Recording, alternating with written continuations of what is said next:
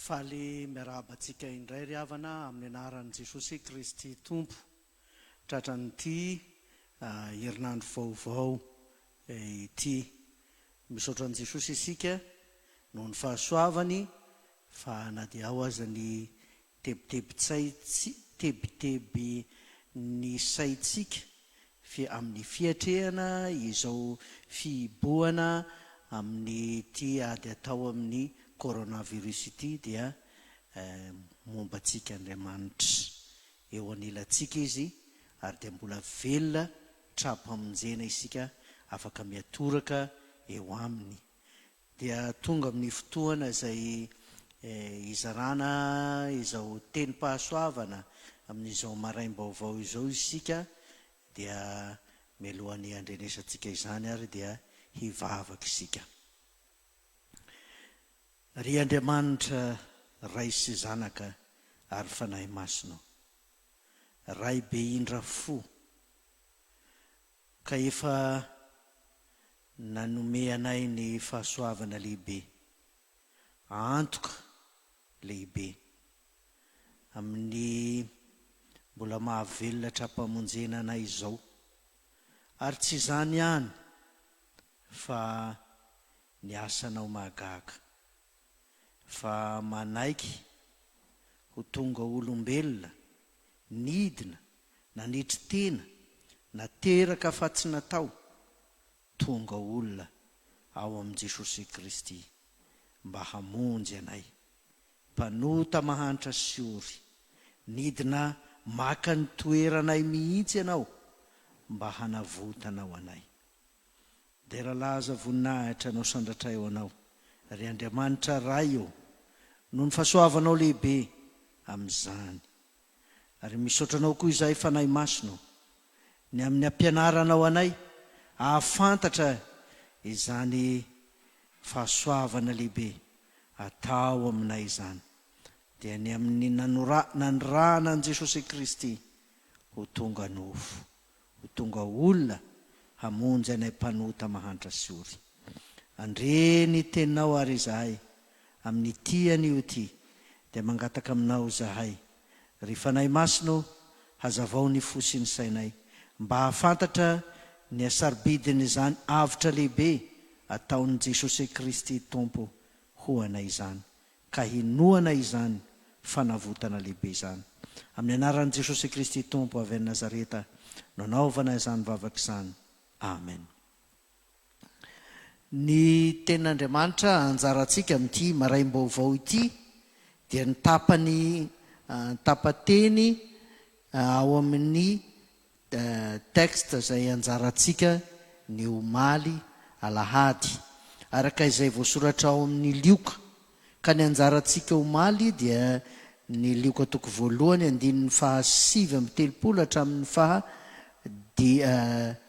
5:70. Ka ny 5:70 io no anjara hotoriana amintsika amin'ity an'io ity. Kanefa na dia izany aza dia tiako ny amerina hamaky io filazantsara araka ny Lioka toko voalohany 7:30 ka hatramin'ny 5:70 io, izay mivaky toy izao amin'ny anaran'i Jesosy. Ary Maria ny ainga tamin'izany andro izany, ka nandeha faingana ho any amin'ny tany avoana ho ao an-tanàna anankiray any Joda. Ary niditra tao an-tranon'ny Zakaria izy ka niarahaba any Elizabeta. Ary rehefa reny Elizabeta ny fiarahabany Maria dia nibitaka ny zaza tao an-kibony. Ary nofenoina ny fanahy masina Elizabeta dia niantso tamin'ny feo mahery hoe izy, voatahy samy vehivavy ianao ary voatahy ny ateraky ny kibonao. Avy aiza no ahatongavan'izao amiko no mba vangian'ny renin'ny tompoko aho? Fa indro raha vao reny sofiko ny feon'ny fiarahabanao dia nibitaka no ny hafaliana ny zaza ato an-kiboko. Ary sambatra ianao izay nino fa hefaina izay zavatra nampilazain'ny Tompo taminao. Eo 5:70 no anjarantsika, ary sambatra ianao izay nino fa hefaina izay zavatra nampilazain'ny Tompo taminao. Amen. Ray masinao manamasinanay amin'ny fahamarinana, ny teninao ny fahamarinana. Amen. Ry havana malala ho aminareo rehetra ne ny fahasoavan'Andriamanitra sy ny fitiavan'i Jesosy Kristy Tompo ary ny firaisana amin'ny fanahy masina hatramin'izao ka ho mandrakizay. Amen. Filazantsarany Lioka, ary ny Lioka toko voalohany no anjarantsika eto zao. Raha ity herinandro ity atao hoe pasiona, izay heverina indrindra rehefa miresaka pasiona, dia mampahatsiaro antsika ny fotoanan'ny Paska, ny fiaretan'i Kristy ho antsika izany. Ka ny tonga voalohany ao an-tsaina rehefa mieritreritra izany dia ny nisamborana azy, ny nikapohana azy, ny niaretany tao Getsemane, ary ny fiatonany teo amin'ny hazo fijaliana. Reo no tsaroana indrindra. Fa raha izao teksta anjarantsika izao dia miresaka indrindra ny amin'ny Krismasy. Ary raha ny haino tsara reo ten'Andriamanitra rehetra retsika izay nanaraka ny serasera tahaka izao dia naretsika ny amin'ny fanazavana ny antony mahatonga ny fiangonana ho nandahatra ity teksta ity amin'izao andro anio izao, amin'izao herinandro izao. Kanefa na izany na tsy izany dia tiako ihany mamerina eto sombiny keliny amin'izany. Raha isaina manomboka amin'ny volana Desambra, manao dia mianoatra isika verina manisa amin'ny verina, dia 7 volana amin'ity volana Marsa ity, zany hoe ny 5 Marsa ka hatramin'ny 5 Desambra dia 7 volana ny Krismasy, zany hoe ny nahaterahan'i Jesosy. Ka raha mandray ny daty ho an'ny 5 Desambra ho daty nahaterahan'i Jesosy isika, dia ny 5 Marsa no daty izay namangian'ny anjely Gabriel an'i Maria Virgine fahizay. Ary io indrindra no tsaroana amin'izao fotoana izao, ka nankalazan'ny fiangonana izany. Tafiditra ao anatin'ny pasiona nefa izany zavatra izany, satria tsy hafa ilay ateraka, fa ilay hohomboana amin'ny hazo fijaliana ihany hamonjy izao tontolo izao. Ka mampahatsiaro izany indrindra izao anjarantsika eto izao. Zavatra faharoa raha vao mibanjina ny filazantsarany Lioka dia ao ny milaza n'ity filazantsara ity hoe atao hoe filazantsarany vehivavy. Atao hoe filazantsarany vehivavy ity, na atao hoe filazantsarany izay azo ny fietraketrahana na ny fanararaotana ataon'ny lehilahy aminy. Ka Lioka irery ihany no mahita izao lahatsoratra izao, fa tsy mitantara ity ireo evanjelistra 3 namany, tsy miresaka ity. Ary mampametra-panontaniana ny mpandinika baiboly izany zavatra izany, ka mety mampieritreritra hoe nisy vehivavy ray vare izay nitahiry izao rakitsoratra izao, nitahiry ity resaky ny anjely Gabriel tamin'ny Maria ity sy izay resaka ny tamin'ny Elizabeta, izao fihaonan'izy mirahavavy izao. Misy olona anankiray ve natahiry izany ka nametraka nahazahoan'ny Lioka izany zavatra izany, satria ny tenin'ny Lioka mandrakariva amin'ny fitarian-teniny amin'ity soratra nataonyity, ty filazantsara ny soratany ity, dia hoy izy hoe rehefa ny fotorako tsara ny zavatra rehetra. Ka mety nateraky ny fanadiadiana nataon'ny Lioka ve no nahitany izao soratra eto izao, tantarany feonany anjely, fa dia izy rery no milaza zany zavatra zany. Angamba tsy dia ny fahitana hoe avy aiza sy avy aiza no tena zava-dehibe raha mandinika izao teny izao isika fa izay fomba anehoan'ny lioka azy amin'ny fahatsapahan'ny lioka fa na dia ireo voaetraketraka na voanitsindry azolena aza dia isehoan'Andriamanitra ka nehoan'ny voninahiny koa. Voalohany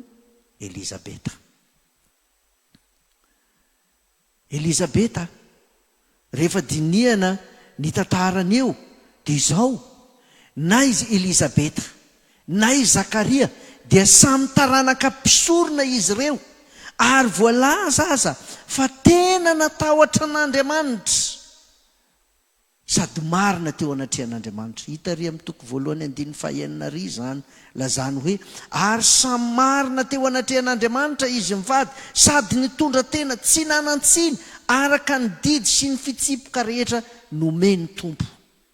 Kanefa izao tsy nananjanaka Elizabeta. Teo amin'ny Jiosy eny ho antsika koa aza mafy izany hoe tsy miteraka ary ny fitsarana rehetra tsy mitodika any amin'ny lehilahy mandrakariva fa mitodika any amin'ny vehivavy ny fitsarana sy ny fanameloana nahoana no tsy miteraka ary dia misy fanameloana tahaka izany koa izay mety nieverana any Elizabeta mafy tamin'izany. Tahaka an'izany ny tranga tamin'ny renin'ny Samoela raha tsy niteraka izy ary nahatonga azy ny taraina tao amin'ny tempoly tamin'ny fotoan'androny ka nahazahoany nahateraka ny nahatonga azy hitoeja azy menimenina teo anatrehan'ny mpisorona ka nataon'ny mpisorona hoe mbola mamo ihany ve ianao fa izy le taraina tamin'Andriamanitra tamin'izany andro izany.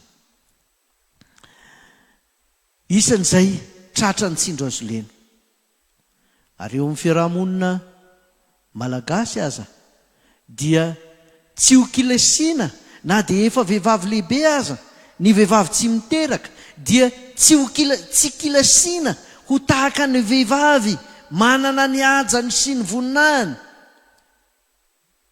fa isaina tahaka ny zaza ka tsy nanana ny toeram-boninahiny akory. Io ny toerana nisy any Elizabeta.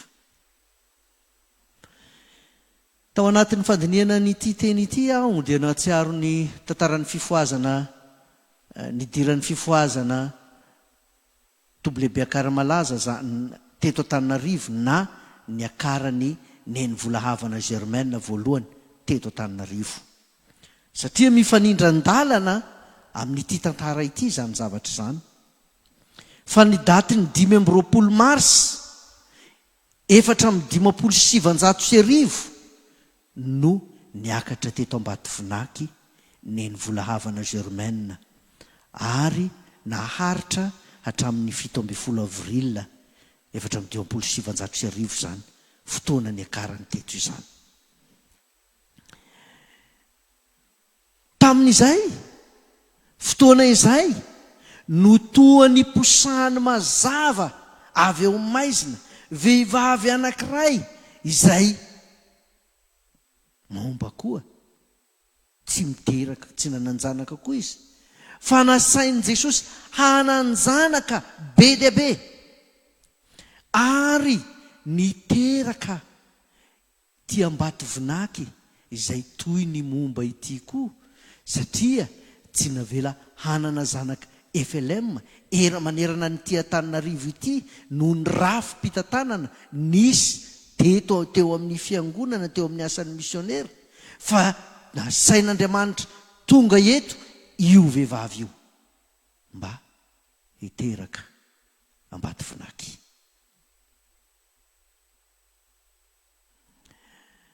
Filazantsara ny lioka araka ny voalaza teo filazantsara voan'ny tsindra azo lena mifamadika amin'izany tantarany Elizabeta izany ny amin'ny Maria, fa izy vehivavy tovavy anankiray petraka tsara ny atokantrano ray aman-dreniny, na dia efa voafofo ho fofombadiny Josefa azy. Ny angamba Lioka mety tsy mahalala tsara loatra, na mety mahalala ihany koa ny amin'ny fombany jiosy, fa amin'ny fanaon'ny jiosy rehefa avy napakatra na napakatra ny araka fomba amin'ny mahafomba mpanambadiana ny vadiny raha lehilahy jiosy, dia mbola tsy maintsy mody any amin'ny ray aman-dreniny aloha ilay vehivavy, ary mbola tsy mahafantatra azy ny vadiny amin'izany. Mody any aloha izy, mitoetra any amin'ny ray aman-dreniny mandritra ny heri-taona, zay vao apakarin'ilay lehilahy. Izahany toetra azy angamba no dikan'izany, na ny toetra madio fitondran-tena raha vehivavy na tsia. Ary takatratsika avy hatrany amin'izay ny zavatra misy teo amin'ny Maria. Raha ny teny taminy ny anjely fa amin'ny fotoana izay ametrahany vadiny azy any atokantranony ray aman-dreny hizahatoetra azy no tonga ny anjely Gabriela ka ny teny taminy hoe hitoeja azy ianao ka hiteraka zazalahy. Inona no mety ho fiatraikany zany amin'ny toeran'ny Maria, vehivavy tovavy izay neverina ho filamatra, madio fitondran-tena, tsara toetra, mendrika indrindra eo amin'ny fiarahamonina, teo anatrehan'ny ray aman-dreniny koa azy, ary indrindrandrindra tamin'ny Josefa vadiny izay mbola namela azy ho any amin'ny ray aman-dreniny aloha araka ny fanao jiosy. Fa amin'ity fotoana ity izay zahany toetra azy ity no mitoejaza, itoejaza Maria, itenenana eto, itenenany anjely Gabriela fa ny fanahy masina ho tonga aminao, hisy heriny avo indrindra hanaloka anao, ary ny masina izay ateraka dia atao hoe zanak'Andriamanitra. Efa nilaza ihany Maria hoe ahoana ny hatateraka izany, ahoana ny hatonga izany, fa mbola tsy mahalalalahy aho, na dia efa voafofo vadiny lehilahy anankiray natao Josefa azy izy, fa mbola tsy nahalala azy izy.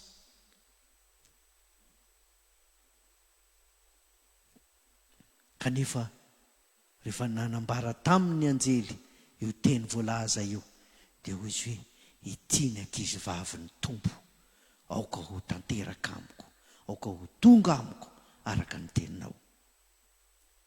Nanome pirofo azy ilay anjely fa Elizabeta ilay atao hoe momba dia efa bevoaka enim-bolana izao, satria tsy maintsy ho tanteraka ny teny rehetra ataon'Andriamanitra.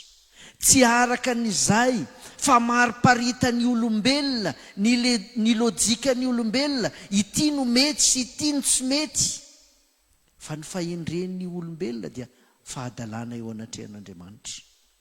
Andriamanitra mahalala ny amin'ny tondrana ny olona tsirairay, ka manana ny lojika ny olombelona, raha izao dia tokony ho izao ny rafitra manaraka an'izany, fa tsy izany amin'Andriamanitra. Ary io indrindra no ederany Elizabeta any Maria eto hoe sambatra ianao, izay nino, fa hefaina izay ny teny izay nampilazain'ny Tompo taminao. Nino Maria, nandray izany tenin'Andriamanitra izany, nandray izany koa Elizabeta. Tsy Elizabeta no nandray ny afatra amin'ny vantana, fa Zakaria vadiny tao amin'ny fotoana nanaovany sorona no nandray ny afatra. Fa eto kosa dia Maria mivantana no nandray ny hafatra. Ary dia nekeny Maria izany zavatra izany.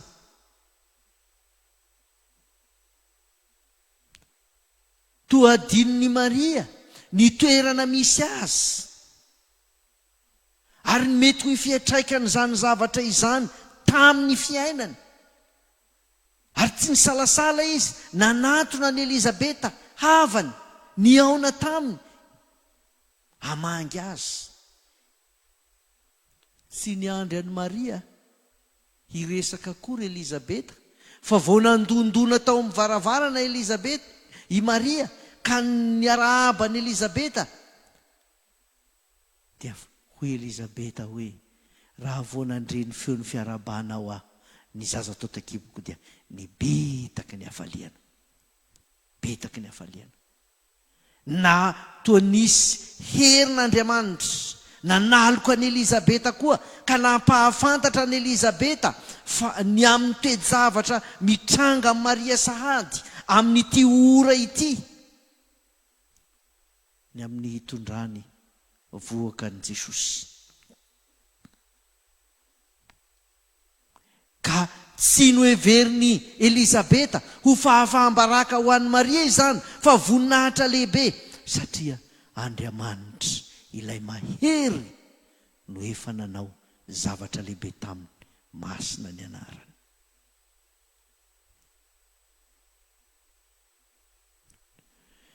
Be dia be koa no efa nanaovan'Andriamanitra asa lehibe toy izany. Fa saingy no ny fiheverana ny voninahitry ny tena sy ny mahaizy azy ny tena dia takona izany. Indraindray mametraka lôjikany amin'ny izay fiheverany amin'ny tena ny olona, fa tanora firofiry moa no mahatsampa ny antson'Andriamanitra eo aminy, antsoin'Andriamanitra, anaovan'Andriamanitra zava-mahagaga eo amin'ny fiainany, ary tena mahatsampa izy fa Andriamanitra no tonga ao aminy amin'izany. Fa rehefa mandinika elaela izy dia hoe, sao dia hanala baraka anaty, sao dia tsy amin'izao taonako izao, sao dia tsy amin'izao toerako izao, ary dia manakona izany asan'Andriamanitra izany. Fa olona firy moa eo amin'ny fitondram-panjakana na amin'ny sehatra maro samihafa no anehoan'Andriamanitra, atongavan'i Jesosy eo amin'ny fiainany, ateraka eo amin'ny fiainany Jesosy. Amin'ny lafiny zavatra maro samihafa. Kanefa noho ny fandiniany amin'ny tenany, ka mieritreritra hoe sao dia hanala baraka ahy zao, sao dia hitenenany hafa anazy zao, sao dia hiverany olona hoe ity dia teo izao loatra. Ary ateraka izany dia manafoana izany asan'Andriamanitra izany, manafoana izany fahateran'Andriamanitra izany eo amin'ny tenany, mametraka ny lôjika. Ary dia hoy ny tanora indraindray hoe, kalofa mbola tanora loatra, mbola tsy matotra aho, mbola tsy mety amin'ny fisainako loatra zany, mbola tsy zaka ny saiko, kaloha.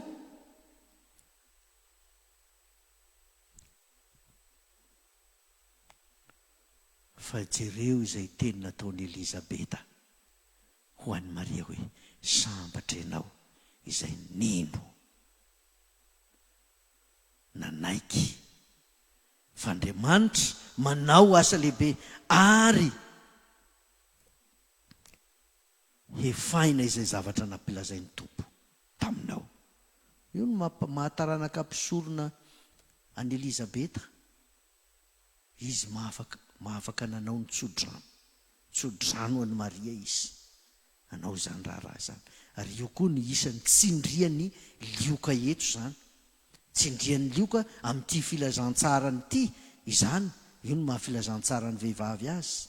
Fa ny tsodrano aronika dia natokana ho an'ny arona ihany.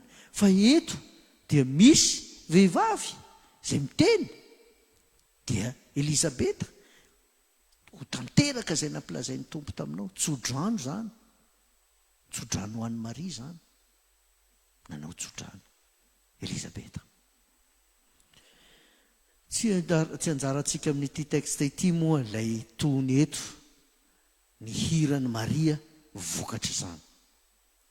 Fa izay anaira ny tenin'Andriamanitra antsika amin'izao pasiona izao, dia ny hahatonga atsika handevona ny mahaizy azy atsika, izay everantsika ho fahamboniatsika, kanefa dia tsy izy izany, tsy araka an'Andriamanitra, fa izay fahamboniatsika dia izay anandratan'Andriamanitra antsika, na dia mety sy ho ara-dalàna amintsika aza. Izay anandratan'Andriamanitra antsika.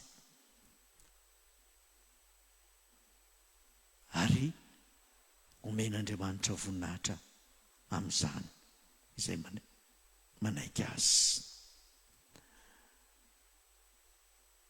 Hitatsika fa misionera amin'ny lehilahy maro, pastora maro no niasa teto Antananarivo, fa tsy nampitatra haingana ny fitaran'ny fiangonana teto Antananarivo, na ao amin'ny fiangonana inona zany, na amin'ny fiangonana inona, fa samy nahazo tombotsoa amin'ny asan'ny vehivavy anankiray ny ran'Andriamanitra teto, dia tsy hafa fa i mama volavana Germaine, satria fotoanan'ny fifoazana ity dia resana izany indrindra, resana izany. Izay no mahafilazantsara ny vehivavy ity filazantsara ny Lioka ity, fa nampitombo haingana fitaran'ny asa teto izany. Amin'izao andro misy atsika izao, fotoana ady amin'izao coronavirus izao, ny fiangonana tahaka ny vehivavy koa vady ampakarina ny fiangonana, vady ampakarina Kristy, ary mieritreritra ho resy malemy ve amin'izao ady amin'ny coronavirus izao, raha mikatona ny fiangonana. Mieritreritra ho tsy hahefa ninninona ve ny fiangonana, ka matahotra ny isehoany amin'ny heriny sy ny voninahiny amin'ilay tenenan'Andriamanitra azy, fa avy aminy no hiteraka famonjena sy fanavotana ny Madagasikara. Eny izao tontolo izao aza amin'ny ady amin'ny coronavirus. Matahotra ve ny fiangonana hijoro amin'izany, hiseho amin'izany amin'ny herin'Andriamanitra lehibe izay ataony amin'ny olona ka ilazany amin'ity pasiona ity. Fa avy amin'ny taranak'i Davida, avy amin'ny Elizabeth, avy amin'ny Maria Virgine, vehivavy tanora, toa miafinafina ny an-trano ray aman-dreniny. Matahotra ny ve ny fiangonana, sao afa-baraka, sao hitatra ny coronavirus, sao avy amin'ny fiangonana ny aparitaka ity loharanona retina ity eran'ny Madagasikara. Mampieritreritra ihany ity filazantsara izay nomena ny fiangonana tamin'ny fotoana izay mampikatona ny fiangonana izao ity. Io no nampandinika mafy.